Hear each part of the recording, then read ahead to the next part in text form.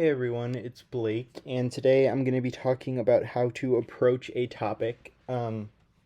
So, this is basically when the NSDA, or National Speech and Debate Association, puts out the topic for the 2 month period. For LD, it's 2 month periods. Um, what kind of the first steps are to help you kind of start coming up with ideas for your cases. So, the first question, right, is what is the topic? How do you figure out what the topic is for LD debate? Um, 99.9% of tournaments use the National Speech and Debate Association topics. So, you're going to basically go to the NSDA website, which is listed here, speechanddebate.org/topics. And basically, what happens is every year a committee gets together and comes up with multiple options for each 2 month period, and then students and coaches get the chance to vote on which topic they think should be selected from the options, and that topic is announced according to a schedule that is also available on the speechanddebate.org website. Topics in competitive speech and debate are worded as a statement, not as a question. So some examples of past LD topics, these are all from the same season. So to just kind of show you the span that they can take. So you'll notice that they all start with the word resolved. That's just to say that there's already been an action or evaluation made, and we are judging whether or not we affirm, agree, or negate, disagree. So these are all different topics that happened in the 2018 to 2019, I believe, season. And this gives you kind of a good sampling of what kind of topics might come up in LD. They do their best to make the topics, pertinent to the current state of things, and interesting to debate, good for the students, and all that kind of stuff. So once we know what the topic is, we can start actually coming up with an approach to brainstorm, right? And what I'm going to propose is just one way of going about this. This procedure is not going to be the same for everybody. Everybody has their own way of brainstorming, right? But this is just a suggestion, a way that you can maybe start using this method when you're just starting out, and then kind of create your own as you get more comfortable. So don't view this as like an obligatory thing that you have to do it this way, but rather just a suggestion. So for this structure, the number one thing that you're going to want to do is read and define every word. The wording of the topic is really, really important. Down to individual words can completely change the meaning of what the topic is discussing. So to take an example from the 2020 to 2021 January-February topic, it was resolved, states ought to ban lethal autonomous weapons. So make sure that you completely understand the wording, but also ask yourself what idea is the topic getting at, right? So for this resolution, which is another term that we use to refer to the topics, the more common term that we use to refer to the topics is resolutions. So for this resolution, the thing that it's getting at clearly is wanting to ban weapons that operate autonomously. So what does that mean exactly? Well, in order to do that, we'd have to define individual words. So what does states mean? Is that talking about the 50 states, or is that talking about states in the broader political sense of just a state is a government that exists in the world? So this would mean like all countries ought to ban lethal autonomous weapons. Define the word ought. Ought is what we call the evaluative term. It's where the judgment of the statement takes place. So that's the point of contention, right? Do states ought to do this, or states ought not to do this, right?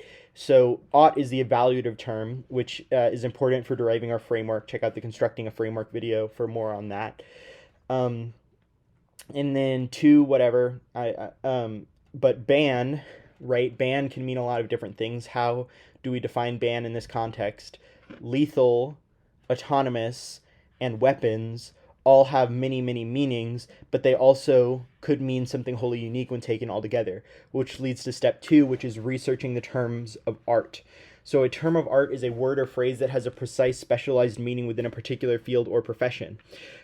So if we just take the definition of the word lethal, the word autonomous, and the word weapons, we might wind up interpreting it as something that is kind of not exactly right for what those words mean when they're put together in this specific context. So identify the words that go together to form a term of art and research them collectively.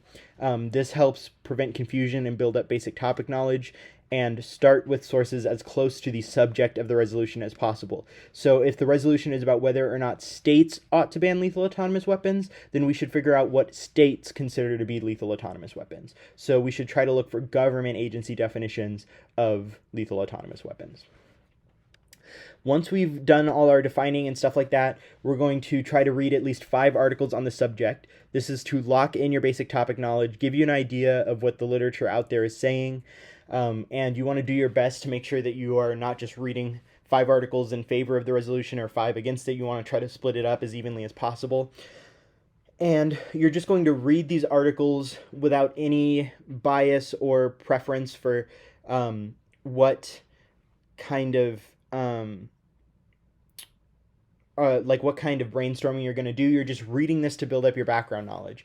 If you can find articles that cover both sides of the issues, like a pro and con list, those are great for your informational purposes, but they're not really things that we want to cut a card from or read evidence from, because they're not taking a definitive stance, right? So if you find articles that cover both sides of the issue, that's perfect for this application, for this step of the brainstorming process. But when we're actually finding cards, we're going to want to avoid those kinds of sources.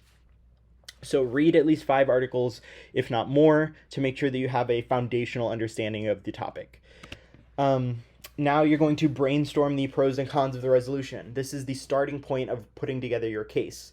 So you can try to find lists online and figure out, do those online arguments translate well into debate? Can I make a uniqueness link impact story about this?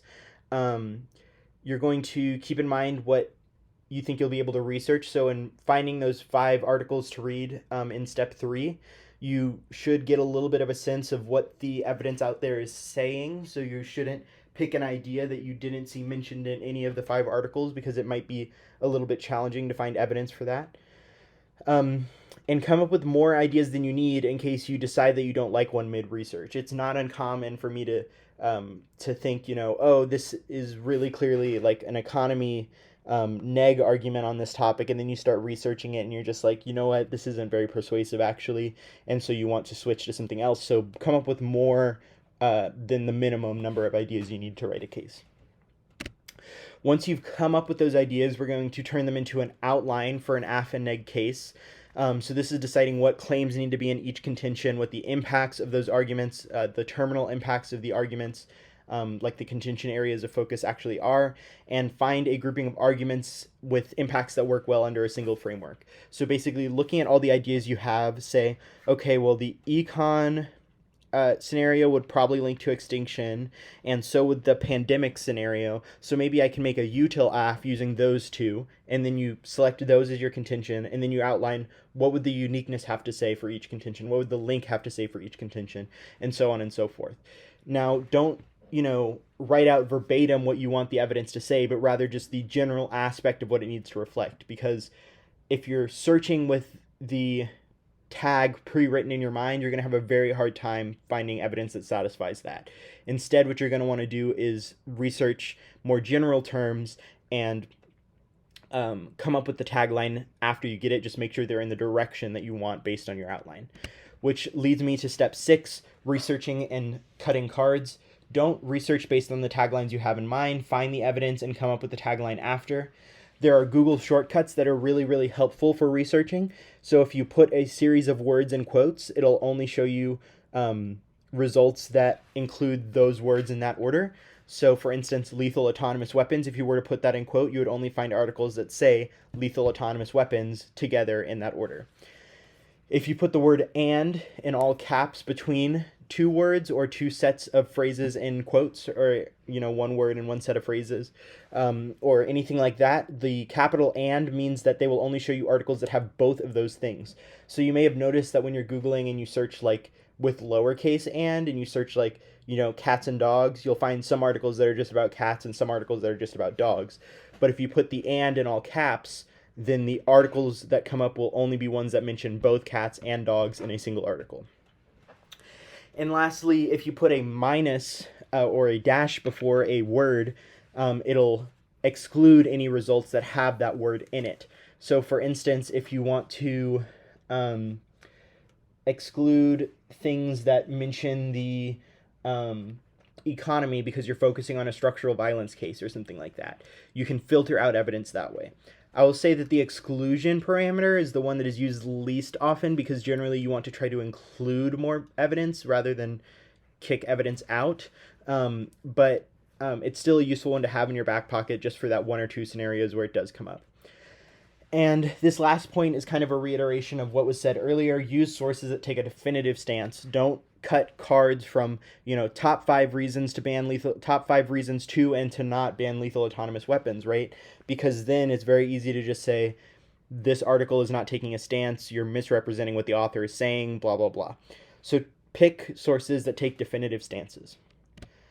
Some final thoughts. Like I said at the top, not everybody uses the same approach. It's just meant to be a guideline.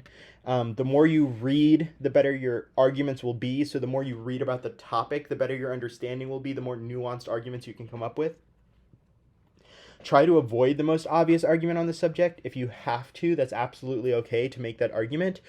But the fact that it's obvious means that people will be prepared to answer it. Do your best to try to come up with creative ideas or approach the topic in a kind of out-of-the-box way. And lastly, research can be a long and boring process, but it's one of the most important skills you learn from doing debate. I can tell you that I went into a college major and career that has nothing to do with speech and debate or philosophy or anything like that, but the research skills that I learned from debate are still things I use every single day. So make sure that you take the research seriously. Don't just pawn it off and try to find cards in old back files or things like that. The research part is actually one of the most educational and important parts of debate. So take that research part seriously. With that being said, that's all I have for this video. If you have any questions, let me know or leave a comment or anything like that. Otherwise, have a good rest of your day.